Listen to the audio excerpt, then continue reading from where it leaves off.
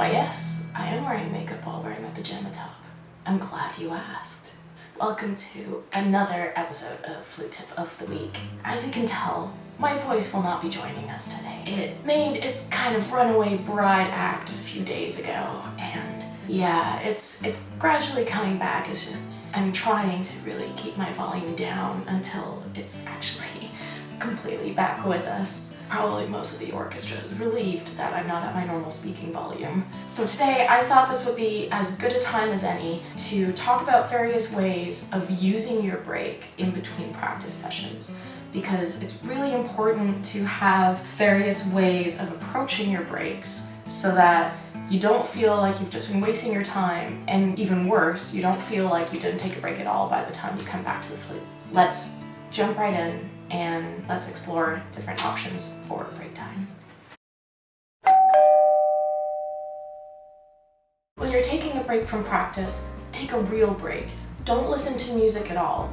As musicians, we are trained to analyze basically everything we hear, and so this will not turn off and reset your brain. You need to find other activities that you can do. You can do reading, you can listen to the news maybe, but some things that I like to do for my breaks are actually also very helpful for when you're practicing. I am a very, very strong advocate for the understanding of sight reading as being the instantaneous recognition of familiar patterns in different settings. There are tons of activities you can do, especially in your break time, that will both be really, really fun and also actually help you in terms of getting your mind to start being really quick at recognizing these patterns. First, before anything else,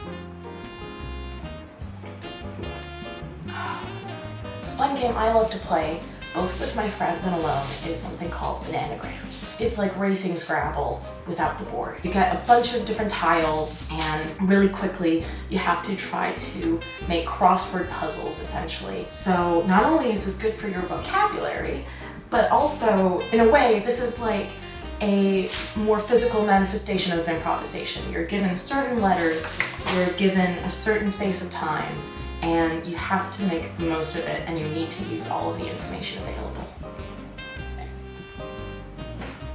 The next game that's really good for this is good old Bejeweled. For those of you who don't know the game, basically you're given a table of various shapes that are basically different gems, and you have to align them into rows of 3, 4, or more. And as you do that, that row will disappear, and then you're basically given a constantly evolving table to work with in the space of about 60 seconds. And the reason why this one is good is because, aside from being nice bright colors and generally quite nice to look at, really this is very good for learning to trust yourself in very quickly recognizing patterns and immediately acting on them. So this is a good way of practicing your sight reading and practicing your recognition of patterns without actually having to play and without listening to music or anything.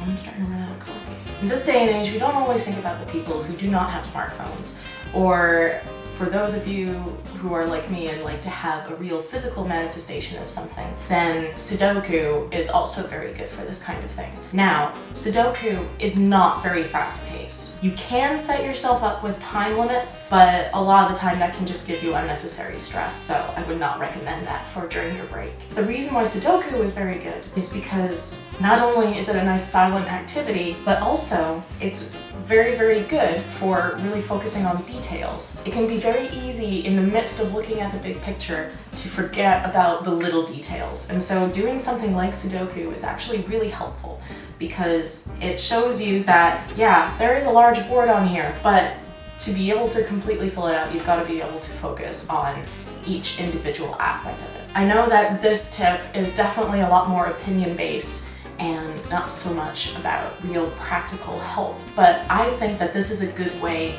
to help structure your break time so that not only do you get to relax and do something and turn your brain off from actual music, but you get to do something fun that will end up helping you. Isn't that the best kind of thing we could hope for?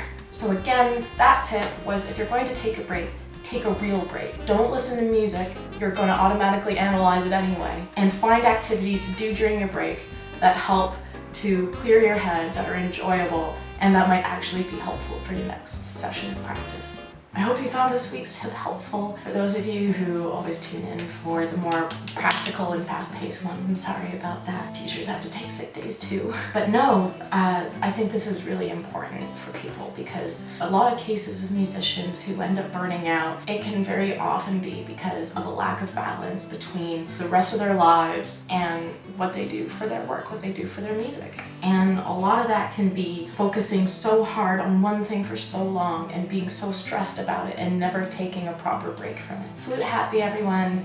Keep comfy, and hopefully my voice will make it for next week.